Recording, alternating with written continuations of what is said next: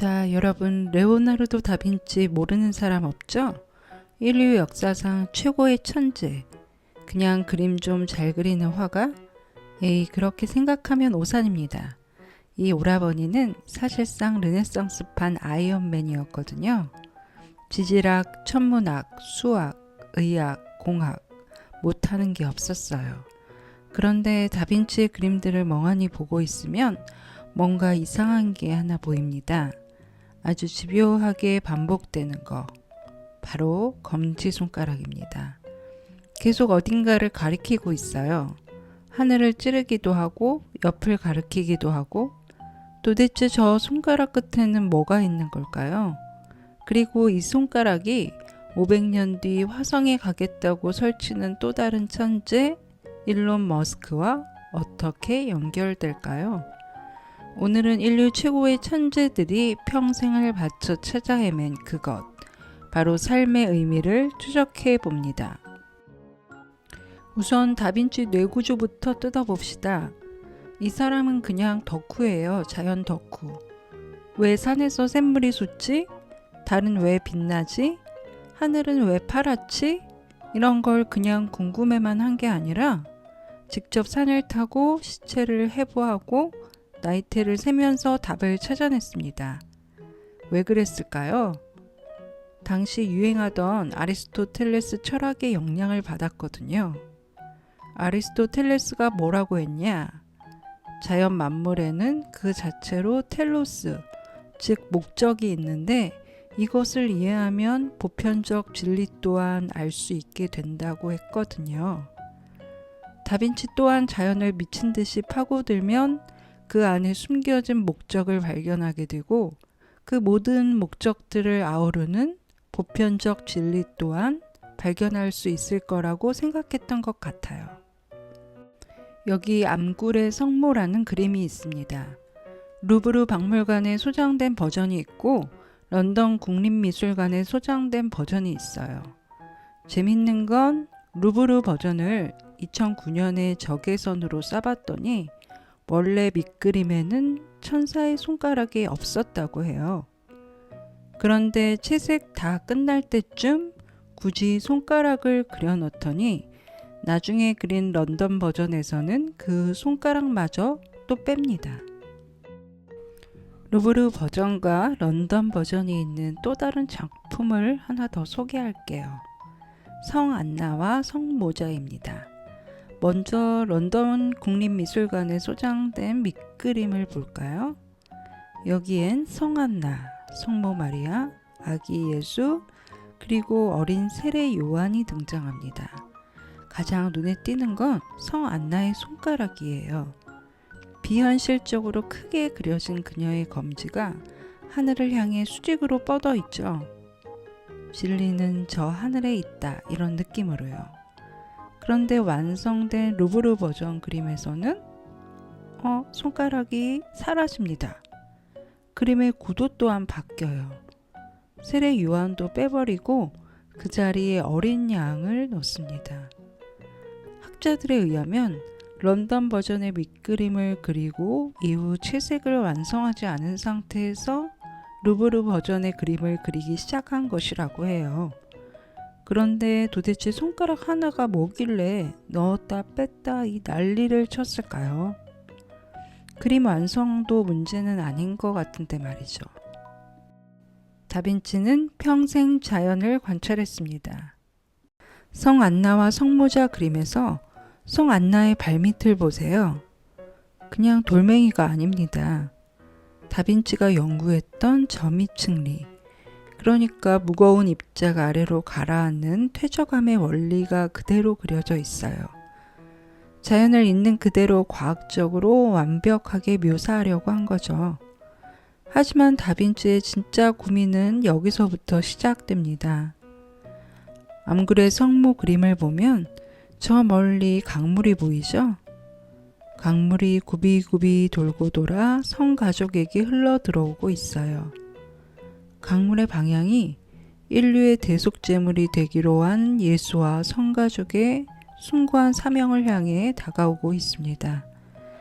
자연의 구체성과 다양성의 흐름들이 결국은 우리 모두가 부딪히고 감당해야 하는 삶의 의미에 대한 질문을 향해 흘러가고 있음을 보여줍니다. 결국 이 모든 것은 무엇을 위해 존재하는가? 모든 흐름의 끝에 있는 것은 무엇인가? 하는 질문에 다다를 수밖에 없다는 것이죠. 아리스토텔레스처럼 다빈치 또한 자연을 완벽하게 이해하면 그 끝에는 그 의미를 규정해줄 보편적인 진리가 있다고 믿었을 것입니다. 그런데 막상 수천 개의 해부도를 그리고 생명의 신비를 파헤치면 파헤칠수록 이상한 딜레마에 빠지는 겁니다. 완벽하게 묘사하면 할수록 정작 왜라는 질문에 대한 답은 점점 멀어지는 느낌. 자연을 알면 알수록 오히려 존재의 신비는 설 자리가 없어지는 것 같은 느낌적인 느낌 말입니다. 자, 시계를 500년 뒤로 돌려볼게요. 여기 또 한 명의 괴짜가 있습니다. 일론 머스크. 전기차 만들고 로켓 쏘고 사람 뇌에 칩 심고 다빈치만큼이나 산만하고 호기심 많은 양반이죠. 근데 이 사람 그냥 돈만 벌려고 이러는 게 아닙니다. 머스크도 다빈치처럼 존재의 이유에 대한 질문을 가지고 있던 사람이에요. 놀랍게도 12살 때부터 삶의 의미가 뭐지? 라는 고민 때문에 우울증 직전까지 갔답니다. 니체, 쇼펜하우어, 성경, 코란 닥치는 대로 읽었대요. 12살짜리가 쇼펜하우어라니 말 다 했죠. 그러다 이 오라버니는 인생의 책을 만납니다. SF 소설 은하수를 여행하는 히치하이커를 위한 안내서. 여기서 슈퍼컴퓨터가 750만 년 동안 계산해서 내놓은 우주와 모든 것의 답이 뭔지 아세요? 42. 황당하죠. 근데 머스크는 여기서 무릎을 탁 칩니다. 아, 답이 42인 게 중요한 게 아니라 우리가 제대로 된 질문을 못하고 있구나. 질문이 잘못됐으니 답이 이상하게 나오는 겁니다. 그렇다면 올바른 질문을 찾아내려면 어떻게 해야 하지? 아하, 인류의 의식 수준을 높여야 하는구나. 인류의 의식 수준을 높이려면 어떻게 해야 하지? 인류가 멸망하면 안 되겠구나. 그러니 화성에 가자. 이게 머스크의 논리 회로입니다. 철저히 과학주의자일 것 같은 머스크. 근데 최근 들어 조던 피터슨과의 인터뷰에서 이런 말을 했죠. 나는 기독교의 원칙이 좋다고 믿습니다. 특히 한쪽 뺨을 맞으면 다른 쪽 뺨을 내밀라는 가르침이요. 머스크는 이 가르침을 단순한 착한 마음씨로 보지 않습니다. 그는 이것을 복수의 무한 루프를 끊어내는 유일한 논리적 코드이자 해결책이라고 믿어요. 눈에는 눈이라는 알고리즘은 눈에는 눈으로 갚으면 결국 세상 사람 모두가 눈이 멀게 된다는 시스템 전체의 파멸을 초래하게 되니까요. 하지만 예수의 방식은 에러를 바로잡고 시스템을 지속 가능하게 만들죠. 과학의 참과 거짓이 있듯 그에게 윤리는 인류 생존을 위한 가장 효율적인 최적화 전략인 셈입니다. 머스크는 요즘 유행하는 모든 게 다 옳다는 식의 도덕적 상대주의를 싫어합니다. 인류의 생존에 도움이 되는 절대적인 선, 객관적인 진리가 있다고 믿어요. 과학에서 참 거짓이 나뉘듯이 윤리에도 정답이 있다는 겁니다. 자, 여기 사진 한 장을 보시죠. 일론 머스크가 하늘을 가리키고 있습니다. 마치 다빈치의 그림 속 세례 요한처럼요.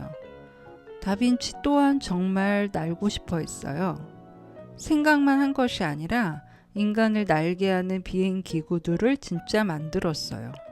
2003년 BBC 방송 다큐에서 다빈치의 도면을 토대로 제작한 기체가 실제 활공 비행에 성공한 사례가 있었다고 하네요.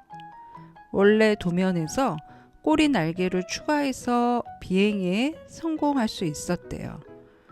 다빈치는 수많은 작품을 미완성으로 남긴 것으로 유명합니다. 그리고 한 가지 그림의 주제에 다양한 버전을 그리기도 했어요. 손가락을 그렸다가 지웠다가 하늘을 가리켰다가 숨겼다가. 왜 그랬을까요? 그가 그토록 찾고 싶었던 자연을 관통하는 보편적인 진리. 그걸 명확히 보여줄 수가 없으니까 차라리 손가락으로 방향만 가리키고 침묵해버린 건 아닐까요? 다빈치가 그토록 가리키고 싶었던 것이 무엇이었는지에 대한 여기까지의 논의는 역사적 팩트를 바탕으로 한 저의 추론이었습니다. 나머지 추론은 여러분에게 맡기겠습니다. 500년의 시차를 둔 두 천재. 다빈치가 그토록 가리키고 싶었던 그곳에 과연 머스크는 도달할 수 있을까요? 어쩌면 그 답은 머스크가 말했듯 스스로가 얼마나 좋은 질문을 던지느냐에 달려 있을지 모르겠습니다. 지금까지 아트테오 갤러리의 큐레이터 루디아였습니다.